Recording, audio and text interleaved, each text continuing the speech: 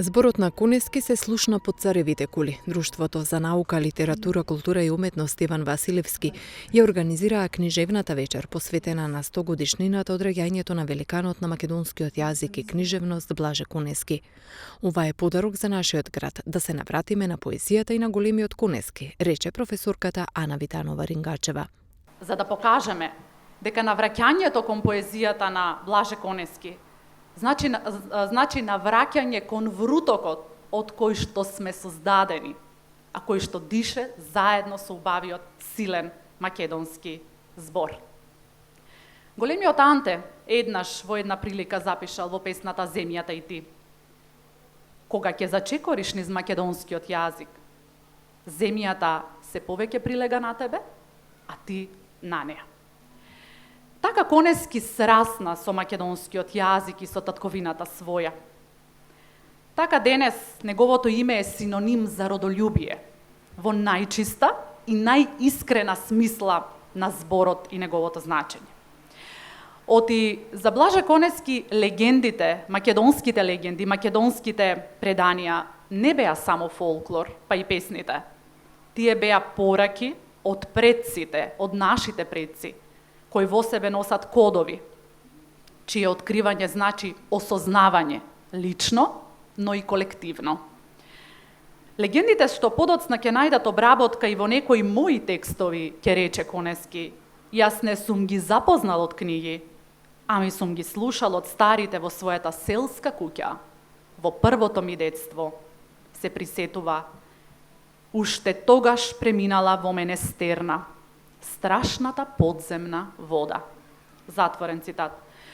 И навистина, колку пати стерна поминала низ нас, колку пати однела се што било засадено во нашите души, ги опустошила како град полетен пек.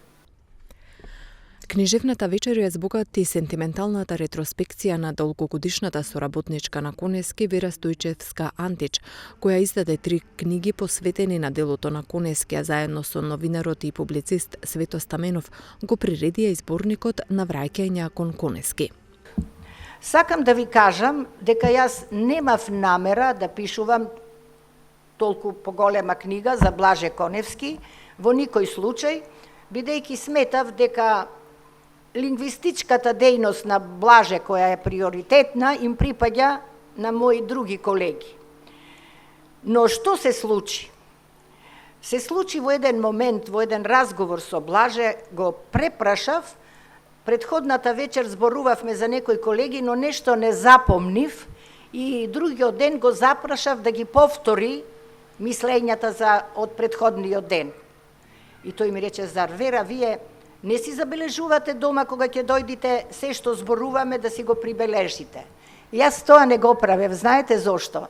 Затоа што ги сметав разговорите со професорот, особено кога не беа службени, приватни и така натака, кои пак се поврзуваа со службените наши договори, но сметав дека тоа се мое тајно богатство, скриено, бидејќи мојот дух се ранеше со неговите поуки, со неговите говори и така натака. Еднаш се сеќавам, требаше да се најдеме еден ден, но професорот рече: Вера, извините, не можам утре да се видиме, подобро е други ден, бидејќи јас треба да отворам еден собир.